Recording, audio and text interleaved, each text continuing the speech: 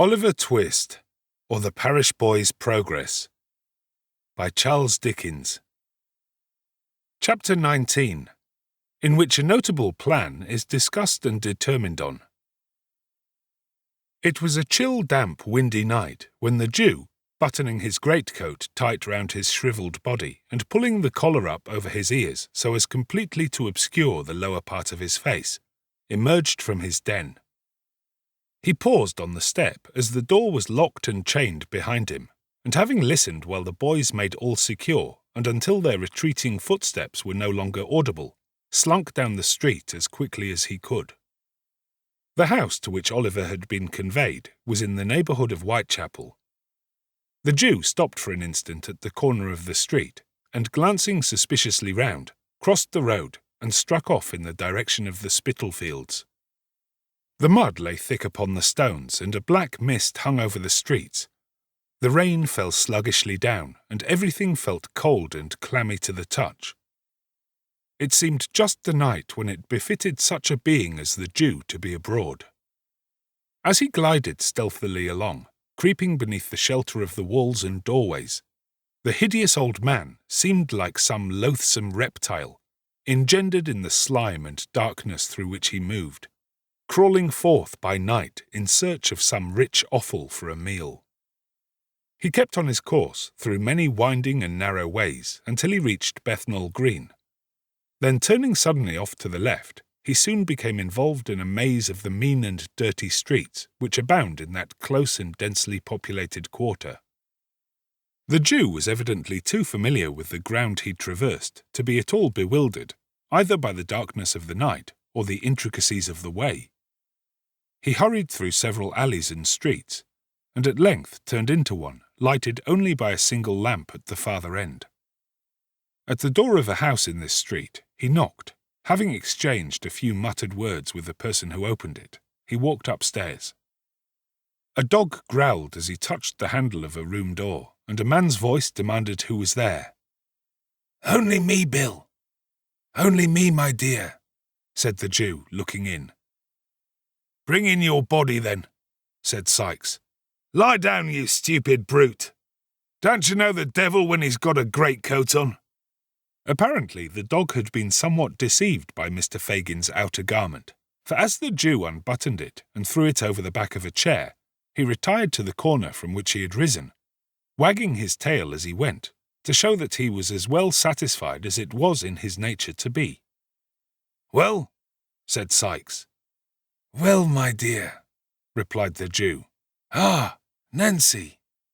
The latter recognition was uttered with just enough of embarrassment to imply a doubt of its reception, for Mr. Fagin and his young friend had not met since she had interfered in behalf of Oliver. All doubts upon the subject, if he had any, were speedily removed by the young lady's behaviour. She took her feet off the fender, pushed back her chair, and bade Fagin draw up his without saying more about it, for it was a cold night and no mistake. "It is cold, Nancy dear," said the Jew as he warmed his skinny hands over the fire. "It seems to go right through one," added the old man, touching his side. "It must be a piercer if it finds its way through your heart," said Mr. Sikes. "Give him something to drink, Nancy. Burn my body, make haste.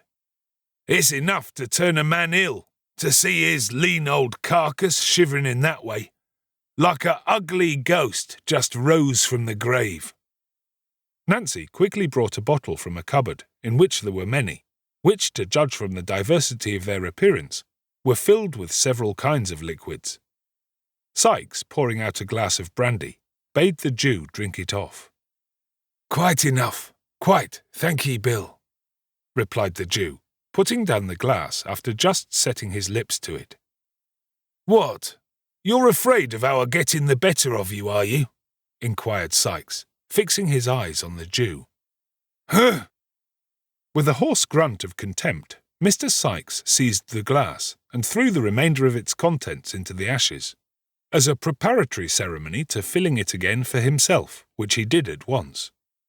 The Jew glanced round the room as his companion tossed down a second glassful, not in curiosity, for he had seen it often before, but in a restless and suspicious manner habitual to him. It was a meanly furnished apartment, with nothing but the contents of the closet to induce the belief that its occupier was anything but a working man, and with no more suspicious articles displayed to view than 2 or 3 heavy bludgeons which stood in a corner, and a life-preserver that hung over the chimney-piece. "There," said Sikes, smacking his lips. "Now I'm ready." "For business?" inquired the Jew. "For business," replied Sikes. "So say what you've got to say." "About the crib at Chertsey, Bill," said the Jew, drawing his chair forward and speaking in a very low voice. "Yes? What about it?" inquired Sikes. "Ah, you know what I mean, my dear," said the Jew. "He knows what I mean, Nancy, don't he?" "No, he don't," sneered Mr. Sikes. "Or he won't, and that's the same thing. Speak out and call things by their right names. Don't sit there winking and blinking and talking to me in hints, as if you weren't the very first that thought about the robbery. What do you mean?" "Hush, Bill, hush," said the Jew, who had in vain attempted to stop this burst of indignation. "Somebody will hear us, my dear. Somebody will hear us." "Let 'em hear," said Sikes. "I don't care." But as Mr. Sikes did care on reflection, he dropped his voice as he said the words and grew calmer. "There, there," said the Jew coaxingly. "It was only my caution, nothing more. Now, my dear, about the crib at Chertsey. When is it to be done, Bill, eh? When is it to be done?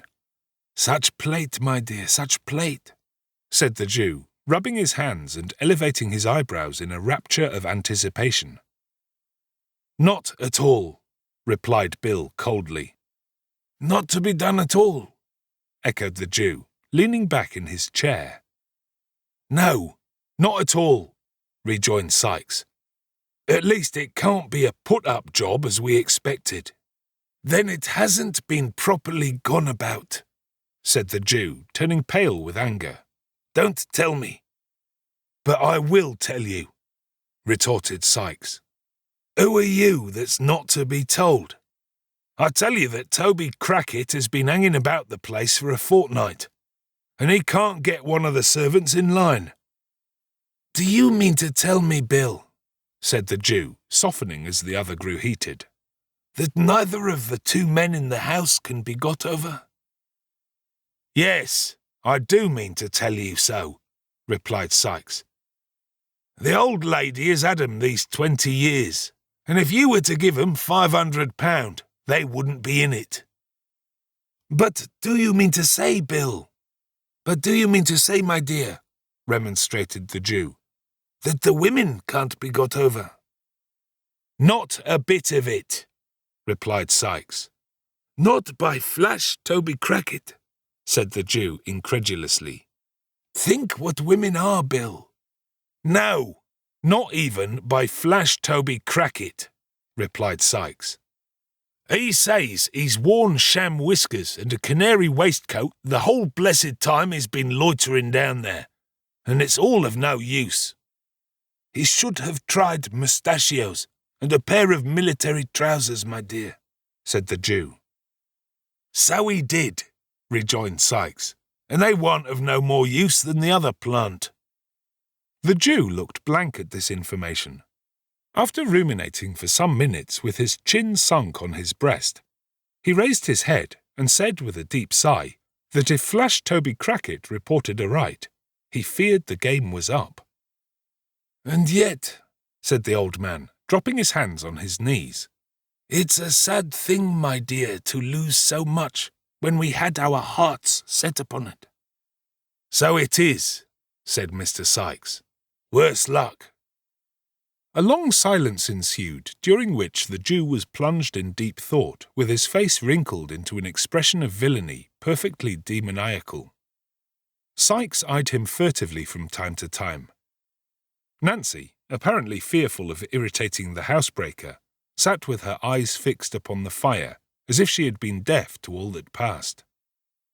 "Fagin, said Sikes, abruptly breaking the stillness that prevailed. "Is it worth 50 shiners extra if it's safely done from the outside?" Yes, said the Jew, as suddenly rousing himself. "Is it a bargain?" inquired Sikes. Yes, my dear, yes, rejoined the Jew, his eyes glistening and every muscle in his face working with the excitement that the inquiry had awakened. "Then," said Sikes, thrusting aside the Jew's hand with some disdain, "let it come off as soon as you like. Toby and me were over the garden wall the night afore last, sounding the panels of the door and shutters. The crib's barred up at night like a jail, but there's one part we can crack, safe and softly." "Which is that, Bill?" asked the Jew eagerly. "Why," whispered Sikes, "as you cross the lawn." "Yes," said the Jew, bending his head forward with his eyes almost starting out of it. "Huh!" cried Sikes, stopping short as the girl, scarcely moving her head, looked suddenly round and pointed for an instant at the Jew's face. "Never mind which part it is. You can't do it without me, I know. But it's best to be on the safe side when one deals with you." "As you like, my dear, as you like," replied the Jew. "Is there no help wanted but yours and Toby's?" "None," said Sikes, "'cept a centre bit and a boy. The first we've both got, the second you must find us." "A boy!" exclaimed the Jew.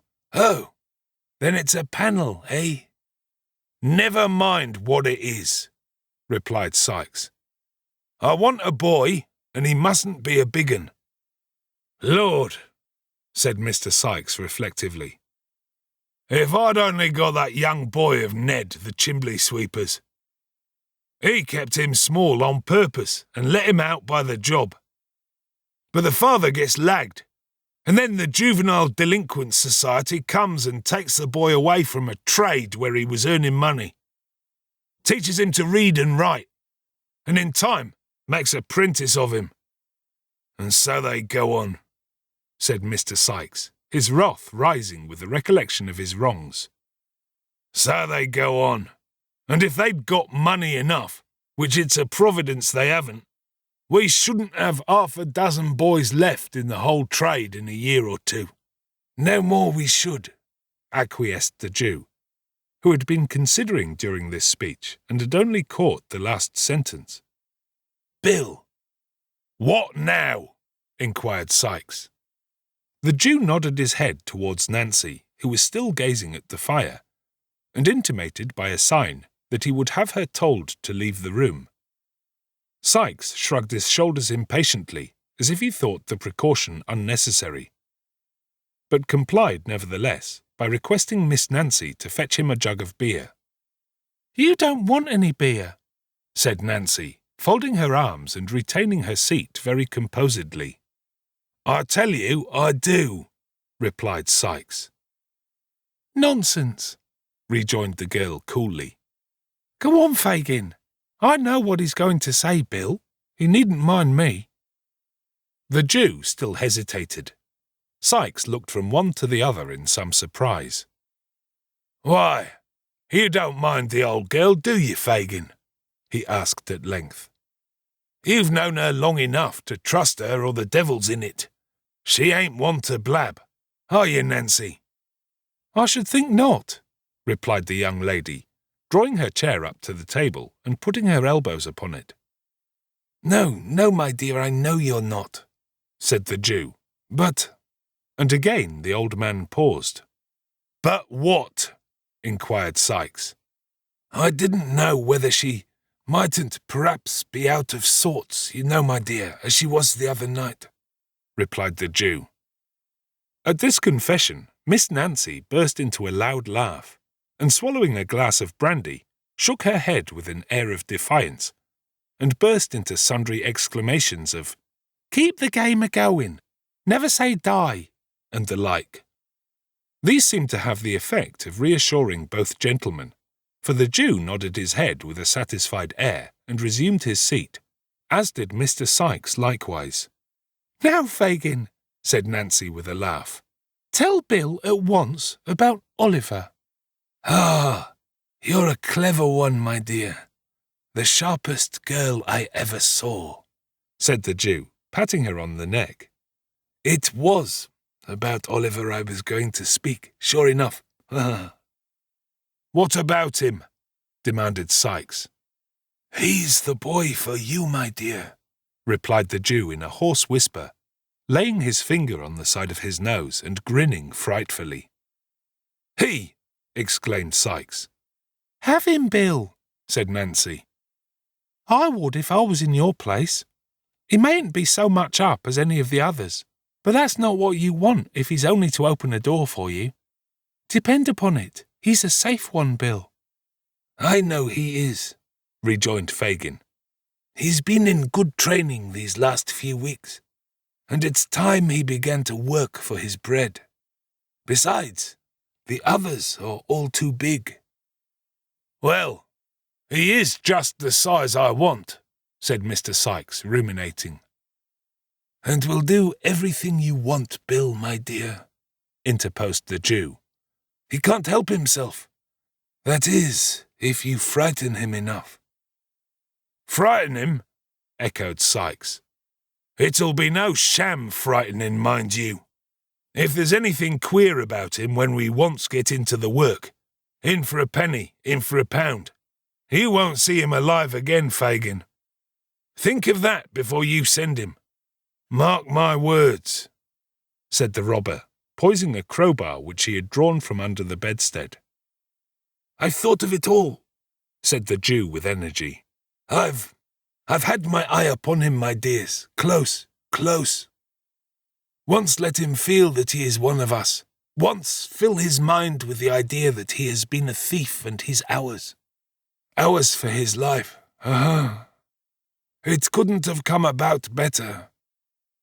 The old man crossed his arms upon his breast, and drawing his head and shoulders into a heap, literally hugged himself for joy. "Ours," said Sikes. "Yours, you mean?" "Perhaps I do, my dear," said the Jew with a shrill chuckle. "Mine, if you like, Bill." "And what?" said Sikes, scowling fiercely on his agreeable friend.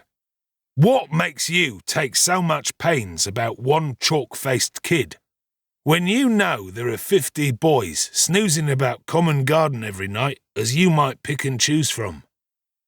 "Because they're of no use to me, my dear," replied the Jew with some confusion. "Not worth the taking. Their looks convict 'em when they get into trouble, and I lose 'em all. With this boy, properly managed, my dears, I could do what I couldn't with 20 of them. Besides," said the Jew, recovering his self-possession, "he has us now if he could only give us leg bail again, and he must be in the same boat with us. Never mind how he came there. It's quite enough for my power over him that he was in a robbery. That's all I want. Now, how much better this is than being obliged to put the poor little boy out of the way, which would be dangerous, and we should lose by it besides." "When is it to be done?" asked Nancy, stopping some turbulent exclamation on the part of Mr. Sikes, expressive of the disgust with which he received Fagin's affectation of humanity.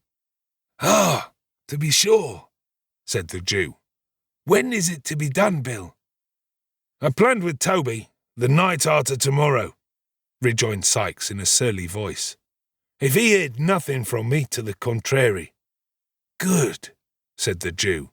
"There's no moon." "No," rejoined Sikes. "It's all arranged about bringing off the swag, is it?" asked the Jew. Sikes nodded. "And about—" "Ah, it's all planned," rejoined Sikes, interrupting him. "Never mind particulars. You'd better bring the boy here tomorrow night. I shall get off the stone an hour after daybreak. Then you hold your tongue and keep the melting pot ready. And that's all you'll have to do." After some discussion, in which all three took an active part, It was decided that Nancy should repair to the Jew's next evening when the night had set in, and bring Oliver away with her. Fagin craftily observing that if he evinced any disinclination to the task, he would be more willing to accompany the girl, who had so recently interfered in his behalf, than anybody else. It was also solemnly arranged that poor Oliver should, for the purposes of the contemplated expedition, be unreservedly consigned to the care and custody of Mr. William Sikes, and further, that the said Sikes should deal with him as he thought fit, and should not be held responsible by the Jew for any mischance or evil that might be necessary to visit him. It being understood that to render the compact in this respect binding, any representations made by Mr. Sikes on his return should be required to be confirmed and corroborated in all important particulars by the testimony of Flash Toby Crackit. These preliminaries adjusted, Mr. Sikes proceeded to drink brandy at a furious rate, and to flourish the crowbar in an alarming manner, yelling forth at the same time most unmusical snatches of song mingled with wild execrations. At length, in a fit of professional enthusiasm, he insisted upon producing his box of housebreaking tools, which he had no sooner stumbled in with and opened for the purpose of explaining the nature and properties of the various implements it contained, and the peculiar beauties of their construction, than he fell over the box upon the floor, and went to sleep where he fell. "Good night, Nancy," said the Jew, muffling himself up as before. "Good night." Their eyes met, and the Jew scrutinized her narrowly. There was no flinching about the girl. She was as true and earnest in the matter as Toby Crackit himself could be. The Jew again bade her good night, and bestowing a sly kick upon the prostrate form of Mr. Sikes while her back was turned, groped downstairs. "Always the way," muttered the Jew to himself as he turned homeward. "The worst of these women is that a very little thing serves to call up some long-forgotten feeling, and the best of them is that it never lasts. The man against the child for a bag of gold." Beguiling the time with these pleasant reflections, Mr. Fagin wended his way through mud and mire to his gloomy abode, where the Dodger was sitting up impatiently awaiting his return. "Is Oliver abed? I want to speak to him," was his first remark as they descended the stairs. "Hours ago," replied the Dodger, throwing open a door. "Here he is." The boy was lying fast asleep on a rude bed upon the floor, so pale with anxiety and sadness and the closeness of his prison that he looked like death. Not death as it shows in shroud and coffin, but in the guise it wears when life has just departed, when a young and gentle spirit has but an instant fled to heaven, and the gross air of the world has not had time to breathe upon the changing dust it hallowed. "Not now," said the Jew, turning softly away. "Tomorrow. Tomorrow."